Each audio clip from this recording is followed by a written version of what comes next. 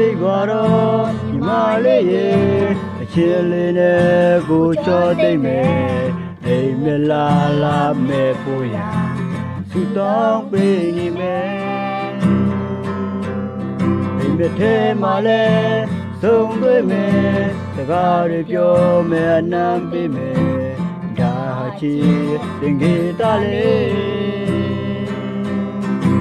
နေမှာလဲ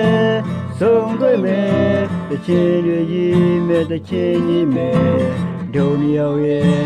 တန်ရောစီဒါချက်လေးချင်လေးတိုင်းပဲဆွဲချစ်မယ်ချင်လေးတိုင်းပဲအာမြဲပဲချင်လေးတိုင်းပဲမာခွဲသူအနေမလေးထမယ်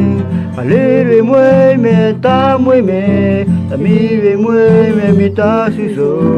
ပျော်ရွှင်စွာနဲ့တမဲလက်ဆိုအသူတွေကြမယ်